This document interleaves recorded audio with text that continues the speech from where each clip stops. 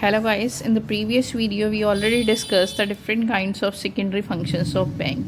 So up to 6 we already discussed. This is letter of reference. So today I'll start with the next one. It is called the bank draft.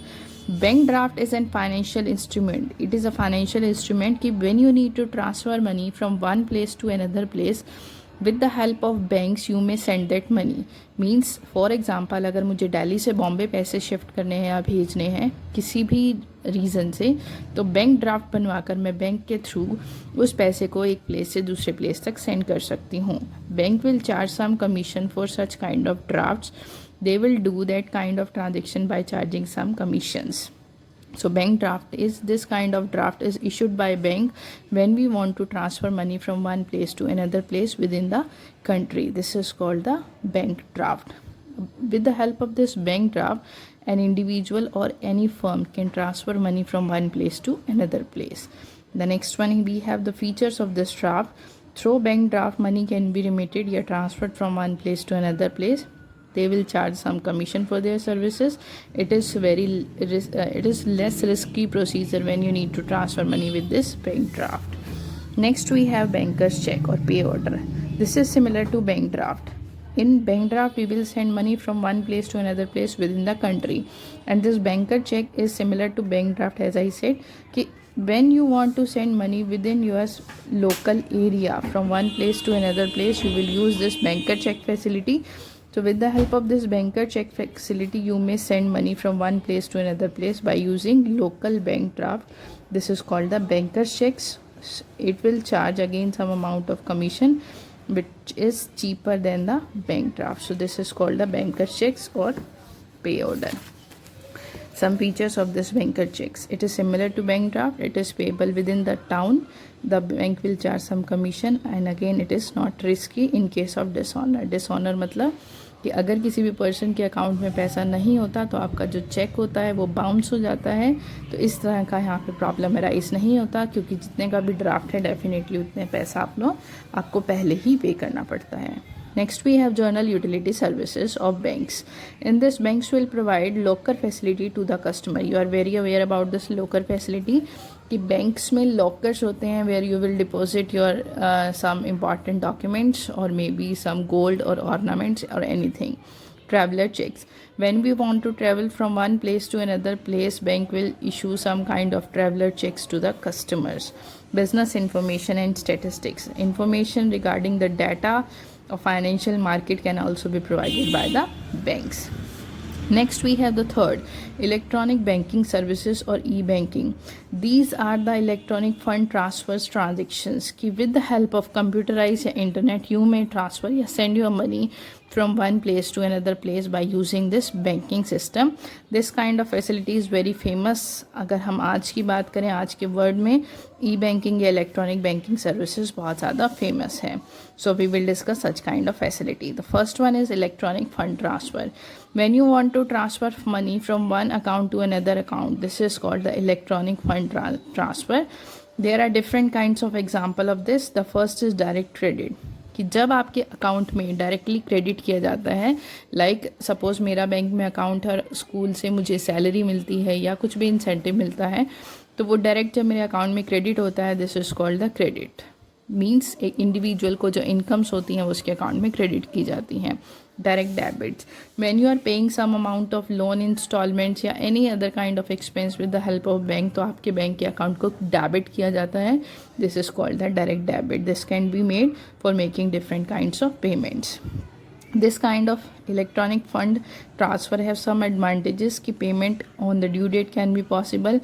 Funds की loss या miss theft होने का किसी भी तरह की कोई भी चांसेस नहीं होते.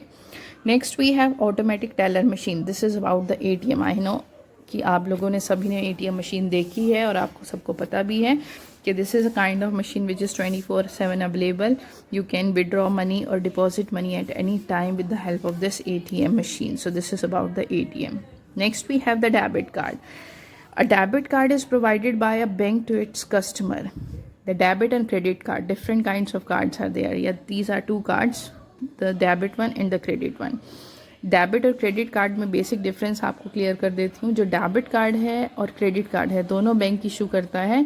But when you are using a debit card, आपने कोई भी शॉपिंग की है, आपको कैश कैरी करने की ज़रूरत नहीं है। डेबिट कार्ड को स्वैप करने से इमीडिएट आपके अकाउंट से पैसा रिड्यूस होकर उस पर्सन के अकाउंट में ट्रांसफ़र हो जाता है। This kind of facility is known as debit card. But in case of credit card, immediate आपके अकाउंट से विड्रॉ पैसा नहीं होता। Bank will provide you some time to deposit that amount जितने की भी आपने शॉपिंग की है। At that time of shopping, the bank will pay the amount to that person, to that seller, when you purchased anything. So this is about the difference between debit and credit card. As I said कि debit card में immediate उस person के account से पैसा reduce होकर दूसरे seller के account में ट्रांसफ़र हो जाता है।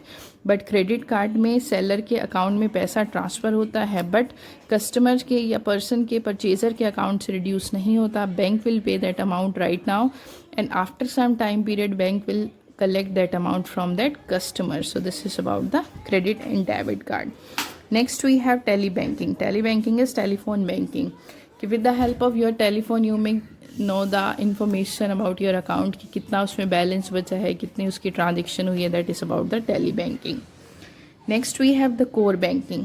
Core banking is also known as CBS, Central Core Banking Solution or Centralized Banking Solution. This is कि if you have an account in any bank, तो आप उस बैंक के through out the country customer बन जाते हो। For example, अगर मेरा SBI में अकाउंट है, SBI हिसार में मैंने अगर अपना अकाउंट ओपन किया है, इट्स नॉट कि I will deal only in SBI Hisar. In the country SBI की जहाँ भी ब्रांच है, whether it is in Delhi, Bombay और कहीं पर भी, I can do any kind of transaction in any of the branch of SBI throughout the country. This is called the centralized banking system या solution. कि एक कस्टमर, एक bank के customer बनने के बाद आप उस बैंक की जितनी भी और जहाँ भी ब्रांचेस हैं उन ब्रांचेस के ऑटोमेटिकली कस्टमर बन जाते हो। Bank will provide a unique ID to the customer, and after logging on that ID you will be the customer of that bank throughout the country, anywhere any branch of that bank can provide you the same facility जो आपने main branch से collect की है। some facility with the help of this CBS you can withdraw money at any time at anywhere throughout the country. Instant transfer of funds between the accounts means when you need to transfer money from one account to another account, that can be possible with this CBC, and the passbook can be updated with any kind of branch of that CBSC sorry. Facility of centralized corporate limits can be operated anywhere across. मतलब जो भी आपकी finance की limit है that can be operated at any branch of that CBS. Next we have NEFT, National Electronic Fund Transfer. This is a kind of facility provided by banks to individual firms or companies through electronically fund transfer from any bank branch to another individual or company branch. For example, इसको example से explain करती हूँ कि suppose मेरा SBI में account है और मुझे एक पर्सन को मनी ट्रांसफ़र करनी है जिसका PNB में अकाउंट है। So with the help of this NEFT you may transfer from one bank branch to another bank branch money easily. So this is called the NEFT कि SBI के account वाला person PNB के account वाले के person के account में या money transfer कर सकता है with the help of this NEFT। जो NEFT है वो RBI की नॉर्म्स पर चलती है। इसमें सेटलमेंट होती है, एक दिन में 11 टाइम्स आप इसमें ट्रांजेक्शन्स कर सकते हो। The timings for this NEFT 9 to 7. As on Saturday you will do the transaction 5 times and the timings for this is 9 to 1. Some features of this NEFT के लिए एक पर्सन एक बैंक ब्रांच के दूसरे bank branch के individual के साथ deal कर सकता है। Not only individual, it's not individual, firms, companies, कोई भी NEFT के थ्रू मनी ट्रांसफ़र कर सकता है। ओनली इंडिविजुअल और firms, companies having NEFT branch can receive funds through the NEFT system. It is compulsory that you have an account in that. In case of if anyone has a bank account then there is no limit. अगर आपका bank account है तो maximum और minimum पैसा transfer करने की कोई भी लिमिट नहीं है। और अगर किसी भी पर्सन का बैंक अकाउंट नहीं है वो maximum 50,000 rupees against cash transfer कर सकता है। Next we have fees charge with this NEFT. If you want to transfer up to 1 lakh rupee, bank will charge rupee 5 plus service taxes. 1 से 2 lakh की transaction है तो 15 plus service taxes, and above 2 lakh की transaction पर 25 plus service taxes. Then they said जो beneficiary है, जिस person को मनी रिसीव होगी, उससे किसी भी तरह के चार्जेस बैंक नहीं लेगा. Foreign remittance means if you want to transfer money in दूसरी कंट्री में अगर आप भेजना चाहते हो तो you can not use this NEFT transaction in batches में, मतलब बैचेस बनाकर ट्रांजेक्शन्स NEFT में की जाती हैं. The last we have RTGS, real time gross settlement. This is similar to NEFT, but the basic difference between this and NEFT में minimum amount की कोई भी लिमिट नहीं थी, बट RTGS की ट्रांजेक्शन्स को करने के लिए एटलीस्ट 2 लाख रुपीज़ की ट्रांसफ़र होनी चाहिए. NEFT में आपका पैसा बैचेस में ट्रांसफ़र होता है, but there is no batches in case of RTGS. RTGS customers facilities are available at 9 to 4:30 on usual days, and as on weekends it is 9 to 1:30 as per the RBI guidelines. Some features of RTGST.